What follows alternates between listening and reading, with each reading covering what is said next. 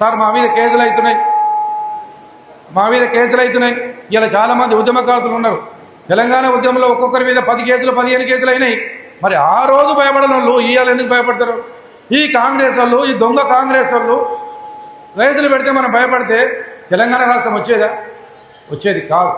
పోలీసులకు నేను మొన్ననే చెప్పిన ఒకటే మాట చెప్తున్నా, ఈ రోజు అచ్చంపేట ద్వారా మీరు కాంగ్రెస్ పార్టీకి కంటం కప్పుకొని పని చేయమాకండి. మీరు తెలంగాణ రాష్ట్రంలో రాజ్యాంగం ప్రకారం మీరు న్యాయం చూసి మీరు కేసులు పెట్టండి.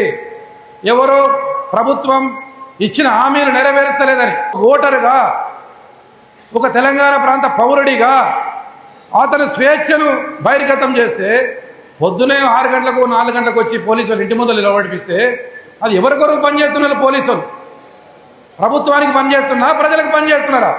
ప్రజల కొరకు పనిచేస్తలేరు, కాంగ్రెస్ పార్టీకి తొత్తులుగా పనిచేస్తున్నారు ఈ పోలీసులు. ఎన్ని రోజులు పనిచేస్తారు? అది ఎంతవరకు ప్రజలకు అన్నీ అర్థమైపోయింది. అందుకే నేను చెప్పిన ఖబర్దార్ జాగ్రత్త. ఈ నాగర్ కర్నూలు జిల్లాలో ఉన్నటువంటి ఏ పోలీస్ ఆఫీసర్ అయినా సరే రేపు టీఆర్ఎస్ పార్టీ అధికారంలోకి రావడం ఖాయం.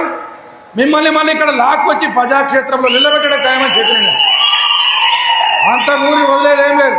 ఏం చేస్తారు? కావాలంటే 2 కేసులు పెడతారు నా మీద, జైలు పెడతారు. మీ కొరకు జైలుకైనా పోనీ రెడీగా ఉన్నా, ఏం భయపడేది లేదు. అంత గాజులు పెట్టుకొని ఎవరు కూర్చోలే. ఇక్కడ తెలంగాణలో పుట్టినాం, తెలంగాణ పౌరుషం తెలిసిన వాళ్ళం, అందుకని ఎవరికి భయపడడం లేదు. మీరు ఎవరికి భయపడాల్సిన అవసరం లేదు. న్యాయం మన వైపు ఉంది, ధర్మం మన వైపు ఉంది, అధర్మం వాళ్ళ వైపు ఉంది. చివరికి గెలిచేది ధర్మం, ఓడిపోయేది అధర్మం. తప్పకుండా అధర్మం వాళ్ళు పక్కన ఉంది. ఏ ఎన్నికలు వచ్చినా రేపు వాళ్ళు ఓడిపోవడం ఖాయం. అందుకే మీరు ఎవ్వరూ ఆలోచించాల్సిన అవసరం లేదు. ఏ అవసరం వచ్చినా, ఏ ఇబ్బంది వచ్చినా నన్ను సంప్రదించండి. మనోహరన్ ఉన్నాడు.